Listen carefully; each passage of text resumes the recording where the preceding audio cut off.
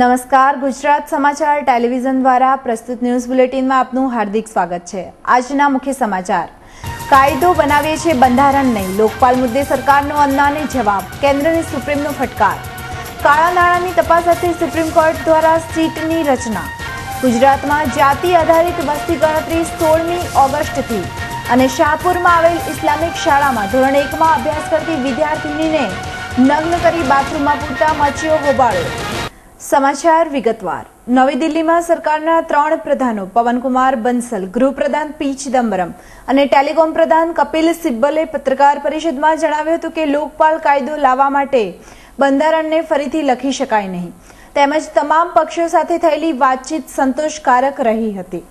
गईकाले सर्वदलीय बैठक मळी हती, जेमां थयेली वातचीत अंगे तमाम पक्षोए एवो मत व्यक्त कर्यो हतो के संसदनी सत्ता सर्वोपरि रहेवी जोईए। भाजप द्वारा કેટલાક અગત્યના મુદ્દાઓ પર તેના પર પત્તા ખોલવામાં નથી આવ્યા। આ અંગે સરકારને કોઈ ઉતાવળ નથી અને ભાજપ ઈચ્છે ત્યારે તેના પત્તા ખોલી શકે છે। તો બીજી તરફ કપિલ સિબ્બલે જણાવ્યું હતું કે વડાપ્રધાન વ્યક્તિગત રીતે લોકપાલ હેઠળ આવવા માટે તૈયાર હોઈ શકે છે, પરંતુ આ કોઈ વ્યક્તિની નહીં પરંતુ વડાપ્રધાન સંસ્થા તરીકેની ચર્ચા છે, જેની રક્ષા જરૂરી છે, જેથી અંતિમ નિર્ણય કેબિનેટ દ્વારા લેવામાં આવશે।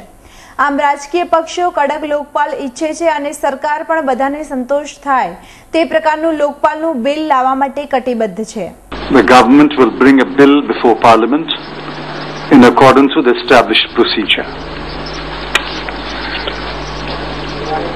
All parties which participated in the meeting emphasized the primacy of the parliamentary procedure and the primacy of the role of political. Supreme કોર્ટે વિદેશની બેંકોમાં ભારતીયો દ્વારા જમા કરાવવામાં આવેલા કાળા નાણાંની તપાસ કરવા માટે સુપ્રીમ કોર્ટના પૂર્વ જજ બીપી રેડ્ડીની અધ્યક્ષતામાં વિશેષ તપાસ દળ સીટની રચના કરી છે।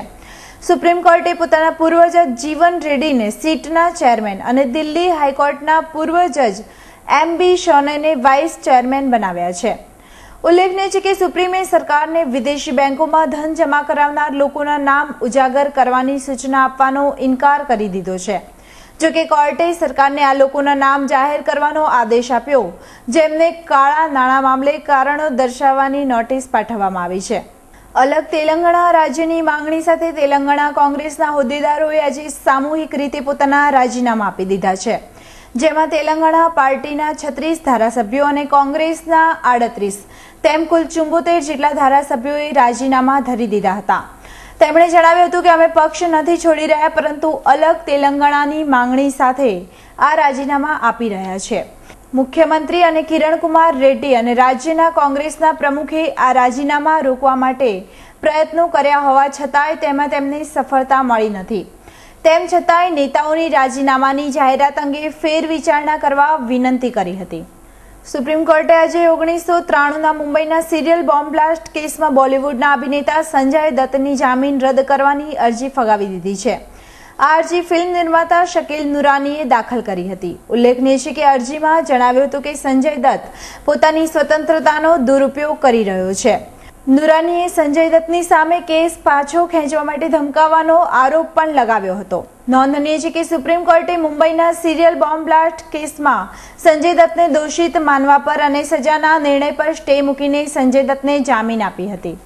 ગયા વર્ષે વસ્તી ગણતરી હાથ ધરવામાં આવી હતી, જે પ્રમાણે વસ્તી ગણતરી ધર્મ આધારિત કરવામાં આવી હતી। હવે તેવી જ રીતે કેન્દ્ર સરકારના આદેશથી આગામી તારીખ 16મી ઓગસ્ટથી ગુજરાતમાં વસ્તી ગણતરી કરવામાં આવશે।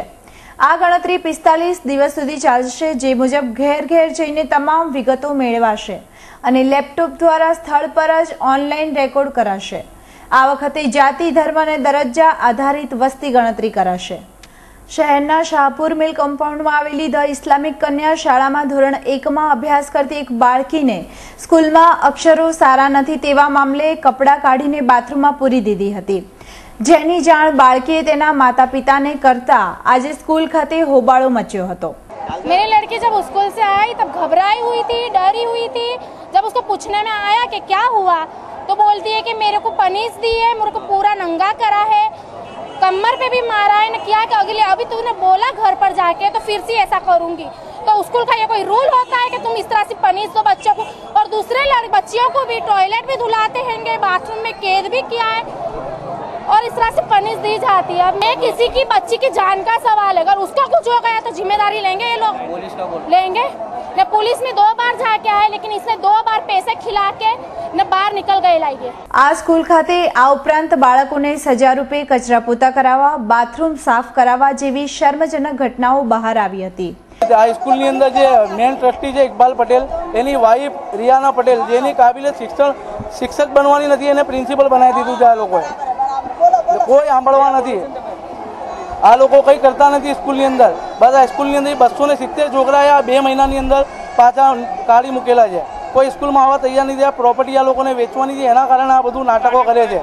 બીજું આમનું કોઈ ટાર્ગેટ નથી, આનું ફંડામેન્ટલ આ જ છે કે આ પ્રોપર્ટી વેચીને અમે નવરા થઈ જઈએ।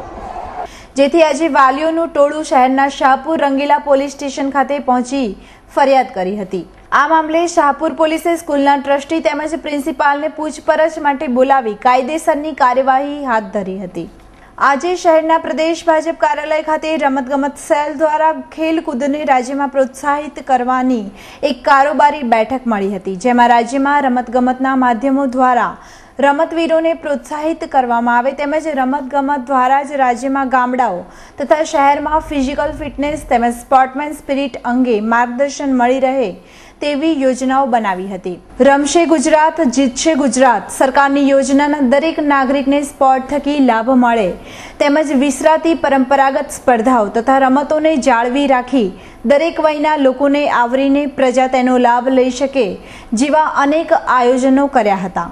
હવામાન ખાતા દ્વારા અવારનવાર શહેરમાં વરસાદની આગાહી કરવામાં આવે છે, પરંતુ વરસાદ દૂર થતો જાય છે, જેના કારણે શહેરીજનો બાફ અને ઉકળાટથી પરેશાન થઈ રહ્યા છે।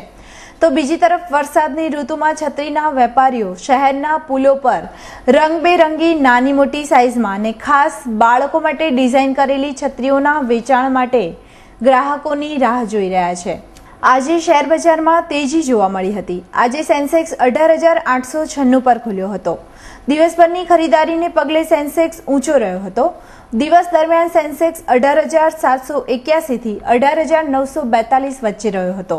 દિવસને અંતે સેન્સેક્સ 51 પોઈન્ટ વધીને 18,814 પર બંધ રહ્યો હતો, જ્યારે નિફ્ટી 23 પોઈન્ટ વધીને 5,650 પર બંધ રહ્યો હતો। અને હવે જોઈએ આજના હવામાન સમાચાર। આજનું અમદાવાદનું મહત્તમ તાપમાન 36 ડિગ્રી સેલ્સિયસ અને લઘુત્તમ તાપમાન 29 ડિગ્રી સેલ્સિયસ રહ્યું હતું, જ્યારે બરોડા મહત્તમ 34 ડિગ્રી લઘુત્તમ 28 ડિગ્રી, સુરત મહત્તમ 31 ડિગ્રી લઘુત્તમ 28 ડિગ્રી, રાજકોટ મહત્તમ 36 ડિગ્રી લઘુત્તમ 26 ડિગ્રી અને ભુજનું મહત્તમ તાપમાન 34 ડિગ્રી સેલ્સિયસ અને લઘુત્તમ તાપમાન 26 ડિગ્રી સેલ્સિયસ રહ્યું હતું। તો આ હતા ગુજરાત સમાચાર ટેલિવિઝન દ્વારા પ્રસ્તુત ન્યૂઝ બુલેટિન। ફરી મળીશું આ જ સમયે આ જ ચેનલ પર। ત્યાં સુધી રજા આપો। નમસ્કાર।